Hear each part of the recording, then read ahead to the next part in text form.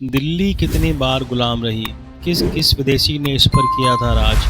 मोहम्मद गौरी की कोई संतान नहीं थी। इस स्थिति में मोहम्मद गौरी द्वारा भारत में जीते गए प्रदेशों पर कुतुबुद्दीन ऐबक का शासन स्थापित हो जाता है और इसी के साथ 1206 ईस्वी में भारत में दिल्ली सल्तनत की स्थापना हो जाती है।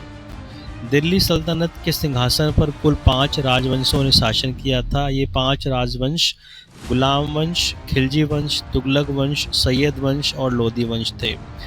दिल्ली सल्तनत में पहले राजवंश गुलाम वंश की स्थापना हुई थी, जो 1206 ईस्वी में कुतुबुद्दीन ऐबक ने की थी। वो इलबारी जाति के तुर्क शासक थे, जिसने लाहौर को अपनी राजधानी बनाया था। कुतुबुद्दीन ऐबक ने एक सूफी संत कुतुबुद्दीन बख्तियार काकी की याद में दिल्ली में कुतुब मीनार का निर्माण कार्य आरंभ किया। उसने दिल्ली में एक मंदिर को तोड़कर कुव्वत उल इस्लाम मस्जिद का निर्माण कराया था। खिलजी वंश के संस्थापक गुलाम वंश के अंतिम शासक कैरमुर्स की हत्या करके जलालुद्दीन खिलजी ने अपने आप को राजा घोषित किया। अलाउद्दीन खिलजी उस समय अनेक मंगोल आक्रमणकारी हुए थे, जिनको उन्होंने सफलतापूर्वक सामना किया।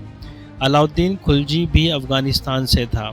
तुगलक वंश की स्थापना गयासुद्दीन तुगलक ने की थी। उसने किसानों के प्रति उदारता दिखाई और अलाउद्दीन खिलजी द्वारा बढ़ाई गई भू राजस्व की दरों को कम कर दिया।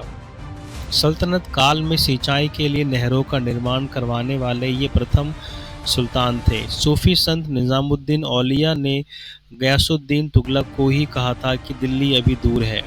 सैयद वंश की स्थापना खिंज खां ने की थी। उसने रैयत आला की उपाधि धारण की। इस वंश की स्थापना बहलोल लोदी द्वारा की गई थी। बहलोल लोदी एक अफगान था और लोदी वंश दिल्ली सल्तनत का पहला अफगान बंदा था।